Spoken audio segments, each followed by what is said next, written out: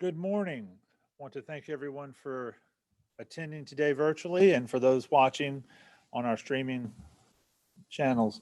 Today is the media session number 7 of the Pitt County COVID-19 media sessions, April 7th, 2020 at 11:30 a.m.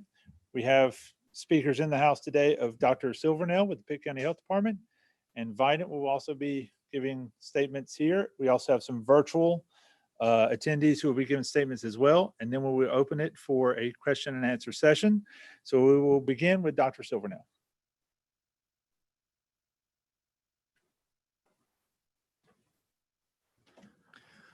Good morning.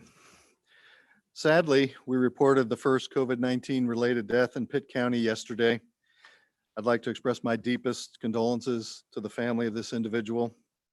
This mid-70s individual had several serious underlying medical problems and unfortunately became infected with COVID-19. In an effort to protect the individual's privacy and the privacy of the family, no other information will be provided. I'd also like to take this opportunity to apologize to my staff at Pitt County Health Department for not thanking them sooner publicly for the hard work that they have been doing. Thank you, Pitt County Health Department staff. Please keep up the good work. We continue to see new COVID-19 cases in Pitt County. Please understand these numbers represent laboratory confirmed cases of COVID-19. No presumptive cases are included in these numbers. We generally are seeing between 1 and 4 new cases per day. Please allow me to provide you with the latest numbers. In North Carolina, there are now 3,221 cases of COVID-19. In Pitt County, we have 44 cases of COVID-19. In North Carolina, there have been 46 deaths from COVID-19. In Pitt County, we have the 1 death that we are reporting. As always, we wish those battling COVID-19 a speedy recovery. We currently have a total of 338 patients or persons who have been tested that we are aware of. Again, 44 total positive results, 180 negative results, and about 114 pending at this time. If you look at that as a percentage basis, a little over 19%, about 19.5% are returning positive, about 80% are returning negative in the folks that have been tested in Pitt County. I'd like to take some time to address other public health issues. I think it's important to remember that other public health issues have not taken a vacation during the COVID-19 pandemic. I'll begin to address some of these in our briefings each time we have our briefing. First, let's take a minute to talk about mosquitoes. Mosquitoes are back. Some of them are probably wondering where we are because most of us are hiding inside. Please use some of your time at home to tip and toss containers and other things that may hold water. These water holding items often become breeding grounds for mosquitoes of concern. We will be issuing a formal statement to the media later today that will contain tips on how you can control mosquitoes in your yard or your property. Finally, thank you to the people of Pitt County for your patience and perseverance through these difficult times. Remember to continue to do a great job of social distancing. Wash your hands often. Only leave home if you have to, if you are an essential employee or to obtain groceries, medical care, or medications. And please remember, go home, stay home. Thank you.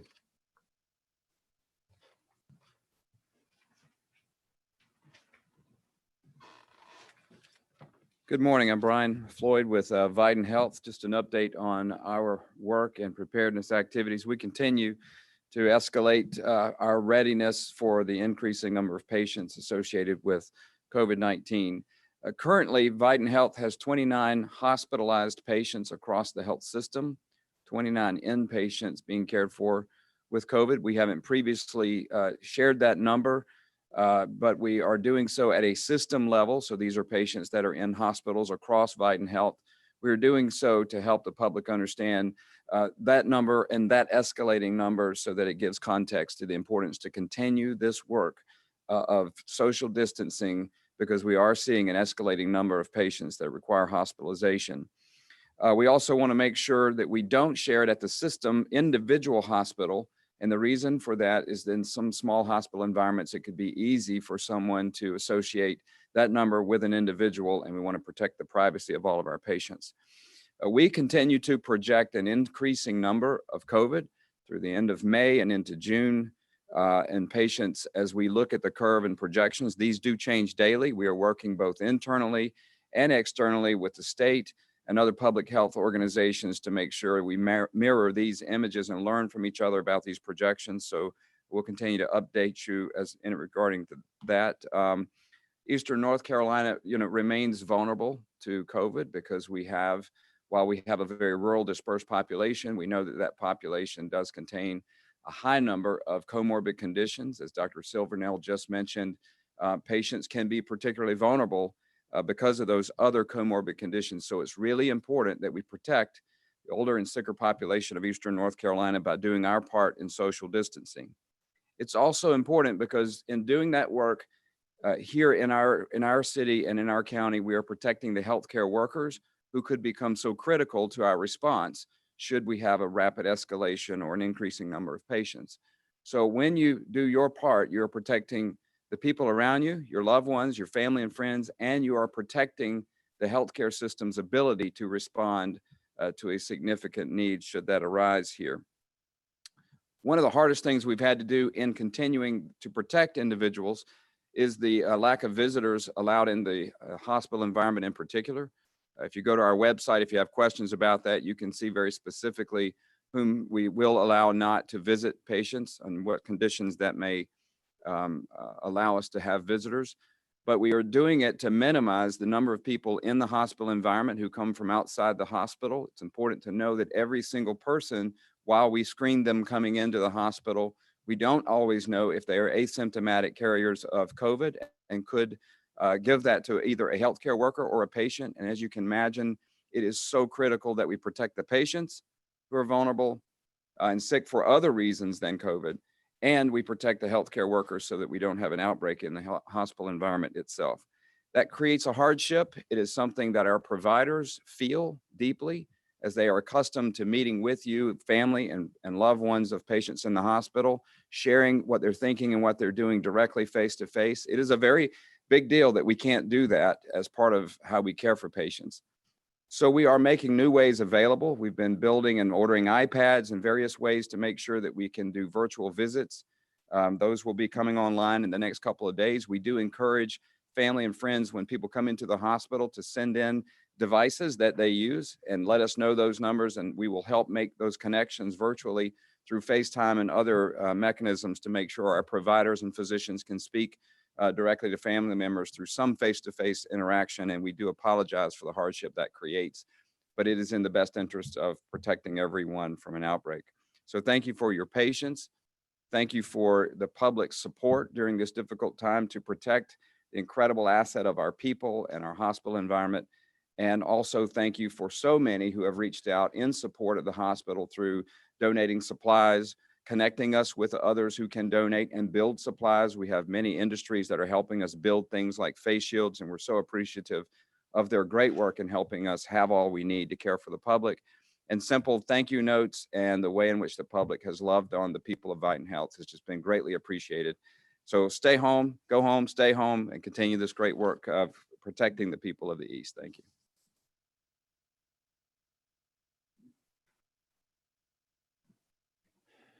Okay, before we get into our question and answer, we have several other community Right now, we're partners. from a situation where we have somebody constantly on and IV lines that's being like, oh. They're a little bit handier to have. You can hold your questions real quick. We are unmuting all participants, so we ask that everyone please remain quiet. Everybody is now unmuted, and we are asked if there are any statements that are prepared from any of the others participating. You can do this once. Yeah. So. I know we have Greenville Utilities, the City of Greenville, Pitt Or the city Community of College. Greenville, hey, Charlie wants to talk. Were there any other participants who had a prepared statement that they would like to give today? Okay, if not, we will open the floor for questions. We'll begin with questions with Dr. Silvernail. If there are any questions for him, please feel free now.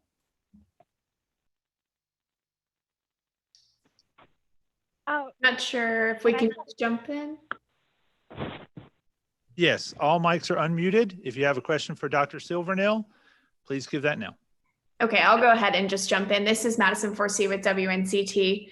Dr. Silvernail, across North Carolina, in counties that are more towards the Piedmont, we've seen them start to report cases and break them down by zip code.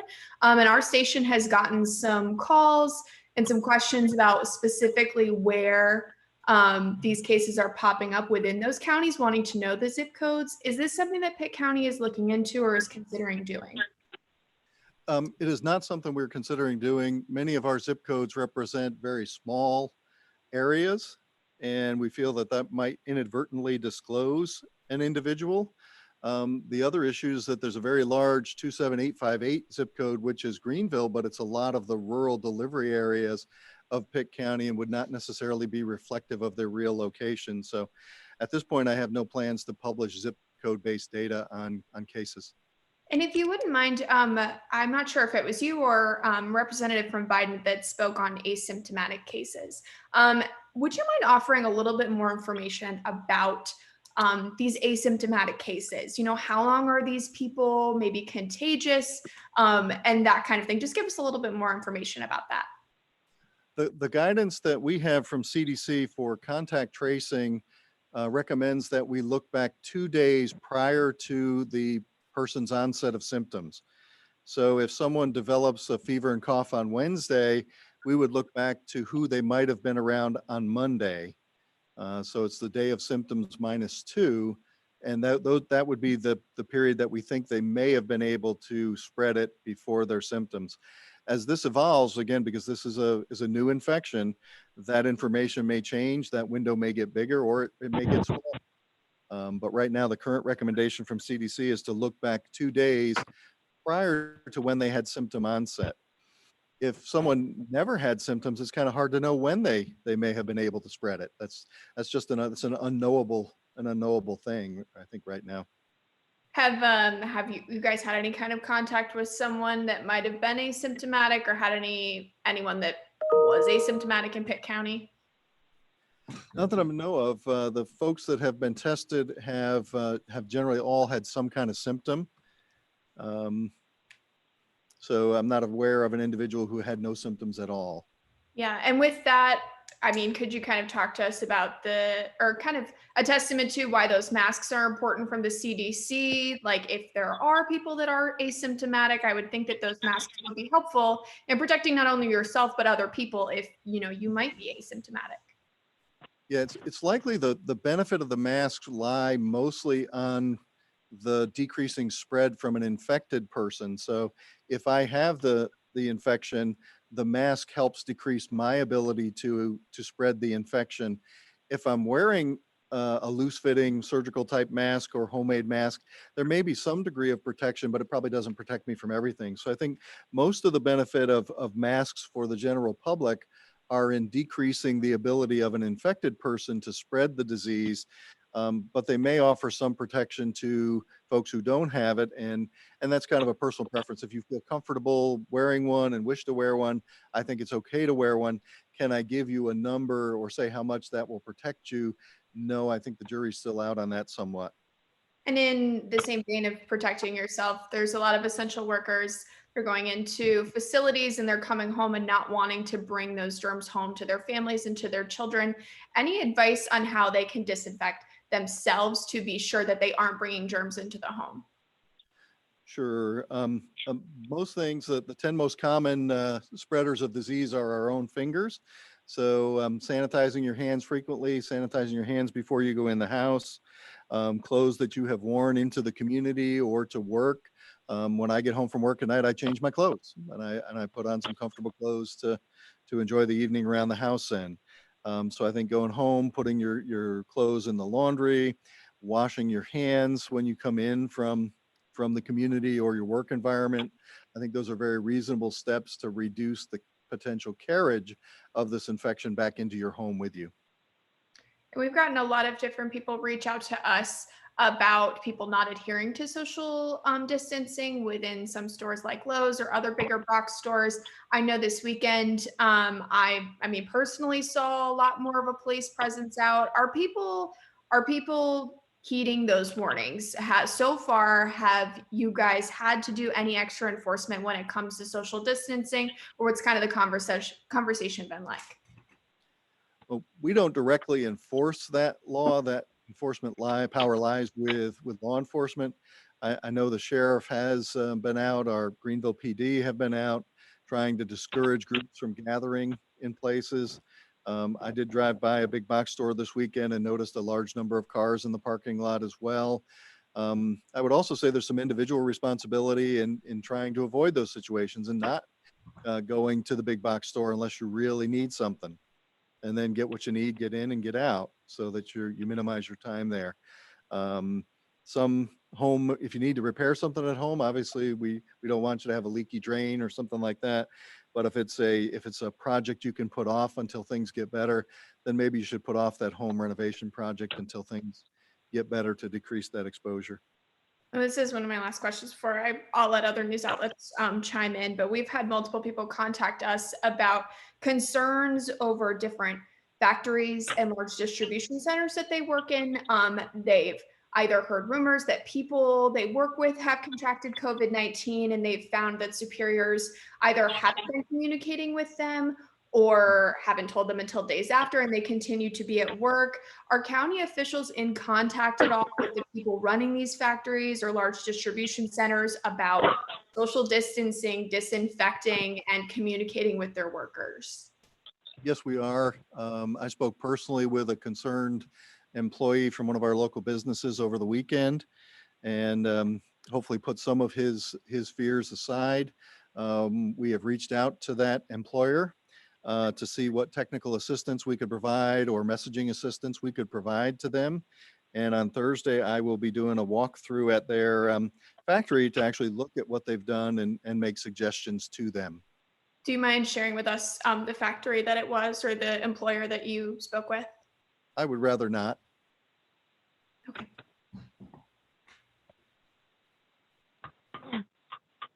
Can I go now?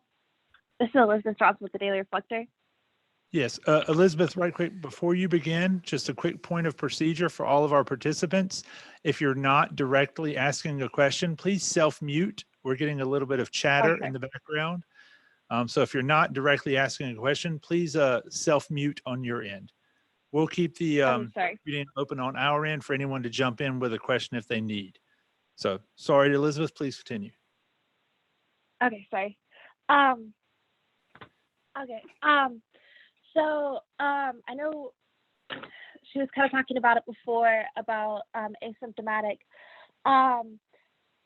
People that are asymptomatic, do they ever show symptoms? That's probably a dumb question, but do they begin to show symptoms at any time? How do they know they have coronavirus, or do they just spread it basically? Well, if they have no symptoms, I don't know that they would know that they have the infection. I would think that maybe some of these folks have some very mild symptoms that are just dismissed, and rather than thought that it is COVID. In the full measure of time, we will eventually do what's called serosurveillance, where we go through the communities and try to take a representative sample and measure antibodies to the infection to get an idea of what the penetrance of that infection was in the community. But that's something that'll happen more on the back end of this response than in the actual response time right now. Okay. And when should someone start self-quarantining? Is that when they start to exhibit symptoms, if they've been around someone with COVID? Sometimes it depends on the risk. We've had some folks who, well, my friend was exposed to a friend who was exposed to a potential case, and we've had folks going 3 layers of the onion, so to speak, out from the case. And generally, we look at quarantining those who had close contact with a known case for 14 days.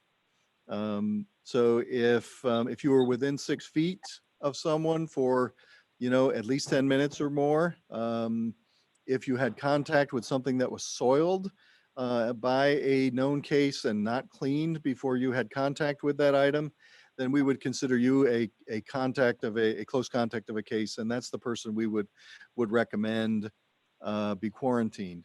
If you had a more casual, you passed someone in the hallway at work, you passed someone in the market or on the street, and then found out that that person was COVID positive later, we would consider that a low risk exposure and recommend that you self-monitor. Okay. And you said if something was soiled, so can that be if a nurse is treating a COVID patient and someone that has is not a COVID patient going in between those two patients, or would they have to change their PPEs between that, or is that not a situation, if that made sense? Well, generally, I would defer specifics to Mr. Floyd, but in general, in healthcare institutions, there's an effort made to cohort or group the COVID patients together so that staff who are treating COVID patients are not moving to treat non-COVID patients.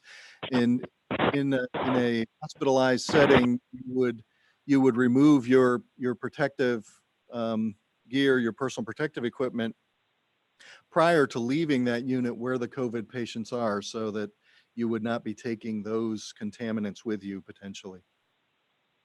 Okay. And when should someone get tested for the virus? Again, the testing capacity seems to be improving. Some of our turnaround times are still long. We've seen results anywhere from 3 days to 10 days out from the date of testing. The last day here, today's only Tuesday, it feels like it's longer than that, but we did see some that were returning more in the 3-day window, which is a better turnaround time. But in general, we still recommend that individuals be tested if they are symptomatic and if they require more than at-home medical care. Again, to try to preserve that testing capacity for the sickest individuals in our community. And is more than at-home medical care if they start having breathing issues, a very high fever, something like that? Yes, if they have something that would warrant them seeking care with their physician, or if they were sick enough to go to the emergency room. But again, we want to try to preserve that capacity and not flood the emergency room, because remember, everything else that exists in our community, heart disease, cancer, diabetes, all the other infectious disease that we normally see is still out there. It's just kind of been lost in the fog of COVID, but those other medical problems are still there, and those patients still need care. Patients still get into car accidents and end up in the hospital emergency department. We really need to be able to preserve as much of that baseline care as we can while maintaining what's called surge capacity above that. Okay, thank you. You're welcome. Are there any other questions for Dr. Silvernail? If so, please unmute and ask now. Otherwise, we will move on. Okay, we'll move on to Thank you. Viton. If there are any questions for Viton. WITN with a quick one, if you don't mind. Was curious, you had mentioned that Viton had an employee who had come down with COVID-19. Have you had any more employees with COVID-19? I did not mention that, and I don't think that that's a thing that we've been talking a lot about, whether employees have for the protection of our employees. Is not a statement that we are making about that. And as far as medical supplies, the state has talked about the difficulties in getting a hold of PPE and the strategic supply being depleted. Are you guys running into concerns with respect to what's happening at the state level trying to get equipment? It's a great question, and obviously there are multiple ways in which we have access to what we call PPE, or these protective devices. We track and measure those on a day-by-day basis, even several times a day, to know how long they're going to last and the like. And obviously those things depend on utilization. And so we have, as I mentioned this earlier, we have 29 patients in the hospital, but we have other patients we care for that also require PPE. So we are managing it in a variety of different ways to try to lower how much we have to use. Obviously, the most important one is to not have COVID patients in the hospital by protecting the spread. But we also monitor the state and federal stockpiles that are available to us. Those things are obviously being rapidly depleted through New York and other places where there's a high burden of hospitalized patients that require the use of PPE. So we do know about those numbers. We manage it internally, and we also are using measures that we both have developed here and our best practices to try to reduce our overall utilization. I think I've mentioned before the contamination process and recycling process so that we can sterilize equipment like this and reuse it again in the future if that's necessary. So there are multiple ways in which we are trying to overcome what is a concern, of course, which is the amount of PPE available in this country given this crisis. And so we're all sort of using the common availability of PPE locally as well as at a state and national level. All right. Thank you for your time. Are there any other questions for Mr. Floyd? I do really quickly. You talked about how some outside external groups are kind of pitching in to help you all with maybe making face masks and that kind of thing. Any of those groups that you would like to make note of or tell us about specifically? Well, as with thanking people, what inevitably happens is you leave out someone that you don't yet know about, or you forget someone that's working. There are a lot of groups that are helping us, and I don't want to mention anyone in particular, except to say thank you to all of them. We even have staff internally who've developed ways of helping preserve PPE or even make them more comfortable to wear. There's so many people involved in the process of helping us in this. I wouldn't want to mention anyone. But I do want to mention something to piggyback off of the conversation Dr. Silvernail had earlier. By definition, we are talking about the need for the use of masks to prevent spread. We're also now talking about the fact that there is the potential of asymptomatic transmission. By definition, if you go back 2 days to look at the potential, you're also acknowledging the fact that it's possible someone has it and doesn't have symptoms. Well, that is the reason that we are pushing so hard for the public to take these measures and use your own common sense in this. If you go into an environment where there's a high density of people, don't go into that environment unless you have to. If you go to a restaurant and people are preparing food without masks on, I wouldn't eat without knowing that it's prepared with the use of PPE to protect transmission. As was said earlier, when you wear the mask, you're not protecting from getting the disease as much as you are protecting that you could be carrying it and not spread the disease. That would tell us then how important it is in environments that people are wearing masks and environments where certainly things like food preparation and things are happening, that you ask these questions to make sure you're comfortable with the amount of risk you may be taking in being in those environments. And so it is a push we've been making to try to help the public. There are ways to use masks. You don't have to have the masks that come from surgical supplies. There are CDC guidelines. They're available on the whitehouse.gov and various places where you can see how to make a homemade mask that work incredibly well, what fabrics to use, how to make the rubber bands work, and all those things. So it doesn't have to be the most sophisticated of equipment to protect you and protect others from you. And we're just encouraging people to be really thoughtful about this is a thing you can't see. And so it's easy to overlook the need to be aggressive in managing it because you can't physically see it. But we know it's here. We are seeing patients in hospitals. We know it's escalating, and we know what has happened in other markets. So it's incumbent upon us to not believe that we're going to be different from that unless we take these actions that Dr. Silvernail and others have been pushing that we do so aggressively.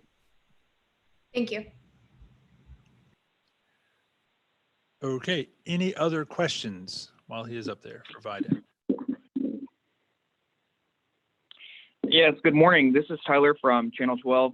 Just wanted to ask you a quick question as far as in regards to testing. I know we're seeing across the country a lot of other states that are really testing, far more than the capability we have in North Carolina. I just wanted to get your thoughts on kind of the testing process, and I know you're modeling kind of how this wave is coming, but do you kind of model any more changes as far as testing or advancements in testing here in the East?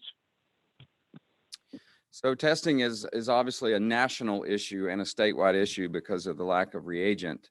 A lot of supplies, including testing reagent, are sent to those really high-risk areas that are overwhelmed right now, like in New York and other on television. So it has diminished the supply we have in the state to be able to do what we call rapid testing for people. Just know that at Viton, we are in all the supply chain that we can be to get our hands on the rapid testing reagents so that they can be used. We have a judicious process of how we would decide which one is rapid and which one is a slower test result. And there are multiple ways to get that test. There are large chains like Quest and LabCorp where most people have been getting these tests done, and they take quite a few days to come back, which is fine because the test itself is not a therapy. It only tells you to quarantine yourself and do the things that we've already talked about. If you can stay home, stay home. If you can be home sick, stay home. Go to the doctor if you need to. Call first. If you have the kind of symptoms that would warrant an emergency visit, call us, let us know you're coming, and then we'll see you in the emergency department. And we have a way in the emergency department triage to separate patients to make sure we're not cohorting people that may be sick with those that are not. So we're doing our best to do that. But at the end of the day, the test is not the therapy. It tells us what to do with an individual and for how long to quarantine and that kind of thing. So we have had an increased number of tests made available to us. And so as that has happened, we have seen our ability to get some of these test results back faster. And as that continues to happen, what will happen is an increasing number of tests turn positive because we will get results back faster. In other markets, when that has happened, you just see the curve, show itself differently when you get those test results back. And so until it's fully available, we know that there is a delay in what we call positive test results because we're waiting on results. And that can fool us into thinking that we're okay or that our numbers are low. So it's really important that we just be mindful of the things we do to prevent the spread. I know at the last news conference, Dr. Waldron mentioned that you were all getting a shipment of some of the supplies to go along with the rapid testing, I believe last Thursday. What are the capabilities that you all have for testing today? I mean, I guess, is there a number that you can kind of pinpoint, or what does that look like? So every day we are getting shipment of reagents because, as I mentioned, everyone is in line for reagents for these rapid tests. We bought the equipment. We had equipment. We bought additional equipment with different supply reagents and things to maximize our capability of getting rapid testing done. And that's what he mentioned at the last press conference was the equipment that we purchased. We received reagents in that, and we got a supply of a few hundred reagents to allow us to do those tests. We use them through a process we've designed to make sure they go to the most critical area first. And I don't know what this morning's number of testing case capability is, but it's depleted from the supply we had yesterday, and then we'll be waiting on another reallocation of supply. So I don't want to forecast a number that I just don't know yet because we are reliant on those supply lines when they come in. And now throughout the day today, you all have mentioned asymptomatic people who, aren't showing the symptoms, but can still spread the virus. And I know that there's testing for people, for blood testing, I guess, essentially, for people who, can get tested to see if they've been exposed or had the virus and have built up the antibodies. What are your thoughts on that? And do you all offer that at Viton? So I think you're thinking of the serum studies that look for presence of immunity associated with the virus. We are just beginning to do some of that work. And so I can't comment on how much of that we're doing at this point. That is done on a case-by-case basis with our physicians who order for that. The most important testing is not the serology of this as much as those swab tests that help us see whether a patient is positive or negative at this point. And those are the numbers that we've been mostly focused on. Okay, thank you for your time. Are there other questions? Yes. I'd like to thank the doctors for their confidence in what I see on television. And here lately, there's been a lot of information talking about the rural area just in the last 12 hours. Is there any special thing that people who are living in the rural areas, especially the outlying areas, that they may do differently than what is already broadcast as it relates to the cities? or Before- municipality. And before you answer that, I think that was one of our commissioners, if I'm correct. Correct. Is that Commissioner Mary Perkins Williams, I hear? Yes. Okay, just so that folks listening at home will know who that was. Well, thank you for the I was, question. I'm very concerned about the rule and the fact that the national media is bringing that out now. And these doctors deal with rural people every day. And I like the confidence that I see in your assurance. Thank you so much to you, Dr. Silvernell and Dr. Brian Ford. But I want to relate to the rural residents, no matter Yes. where they live rurally. I know you're regional. Yes, so let's talk about that just a moment, because I really appreciate the comment. For several weeks now, we have been really out front at Viton Health pushing a concern that we thought would happen, that people would feel that spread of COVID would happen only in these high density urban environments, not just because we are a largely rural based system, but because there is the ease that people could come to the conclusion there's not several million people here, so therefore we don't have to be as concerned about spread. And so Viton weeks ago has been pushing this publicly, that rural environments are very vulnerable. It may take longer for spread to occur there, but we actually have some data that suggests there are greater proximities where people gather together more in rural environments than even in urban environments as social systems. And so when we've been watching this data, we think it's a falsehood to suggest that the rural environments don't have that risk. And then I would want to go further to say one of the reasons we are so concerned about rural environments are there's many older, sicker populations with these high comorbid conditions that do live in rural environments, and particularly in rural eastern North Carolina. The 29 counties of the East rank among the highest incidence of comorbid conditions in the United States among the people who live in our region. That is one reason why we have such a robust health system responding to the needs. So if we know we have a sicker population, and we know we have a higher number of older retirees living in rural environments or on the coast, then we know we have not just the spread number to worry about, but those that do get sick have a higher propensity to be sicker and require hospitalization or an advanced level of care in response to their illness with COVID. And so it's not just a numbers issue, it is also a severity issue. And we are concerned that if we're not really careful in eastern North Carolina, we could see not just a large number of people, it may be smaller than we see in some of the other environments probably, but the percentage of them that could get really sick from it and be hospitalized and require advanced care could be greater as a result of the comorbid conditions that we know are real in environments and in eastern North Carolina. You also have individuals who, when they get sick, have less resource available to them.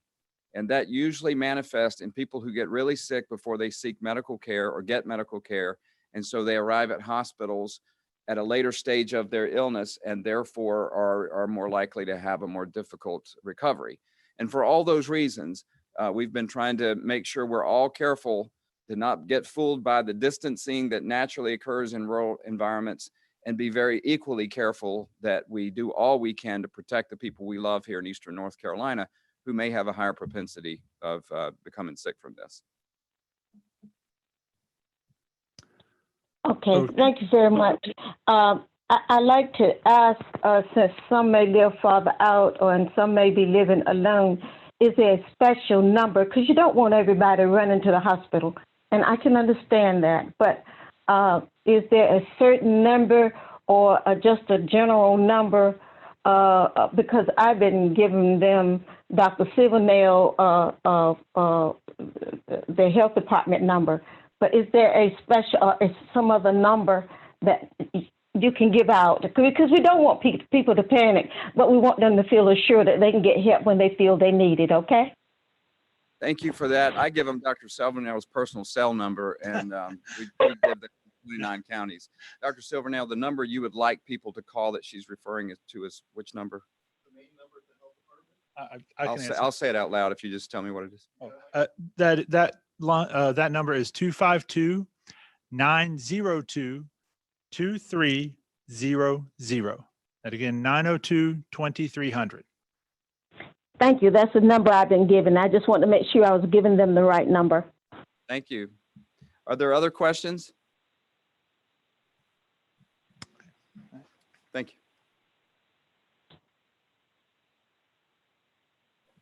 And before we move on for questions from any of our other remotely participating partners, I do want to address one question we got online about showing models of the curve. That was a question submitted to us online. We will be putting information on that on our coronavirus information page of our website. That is pittcountync.gov/coronavirus. Also available in Spanish as well. We will have information and graphs and charts available to click on that will show the curve and current models available. We will have that up later today. Moving along, let's open up the floor for questions from any of our remotely participating partners. I think we still have Pitt County Schools, Pitt Community College, the City of Greenville, Greenville Utilities, and a couple of other, I think of the other municipalities as well that may be on the line. So if there are any other questions for any of the remotely participating partners, please ask that now. Mr. Emery, I'm sorry to come in again. When you brought up Pitt Community College, I did get a phone call relating to Pitt Community College has recently shut down their campus. They were concerned about their classes, how they're going to do it, or if it's going to occur. And it may be good if they're not there or no way can answer. It may be good for them to respond to that, because I didn't know what to tell them. And I said I would ask if I had the opportunity. I do believe we have them on the call. I think Rick is there. I'm not sure if you're still on the call, Rick, but if you are, could you address that, please? Yeah, I'm here. The best thing for that person to do is to check the college's website. We do have a page dedicated to COVID-19 and the resources that are there. The vast majority of courses have moved to some type of alternative delivery method. The person should be, if it's a student, they should be checking their email, and they should have instructions or comments or something from their instructors on how that course is continuing. If they've got questions, again, there are several different numbers depending on the type of question they would have on that coronavirus website that they can reach out to. Thank you, Rick. Any other questions for any of our other participating agencies today? Hey, Mike, it's Tyler again with Channel 12. I was just going to ask actually Dr. Silvernail if he has an updated current age range of the cases in Pitt County. It is still the same. I believe that was it 17 to 72? 17 to mid 70s is currently Mid 70s. Okay, thank you.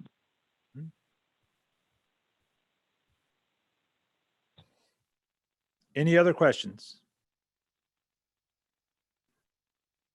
Okay, thank you all for attending today. The next media session will be media session number 8, and that will come on Thursday, also at 11:30 a.m.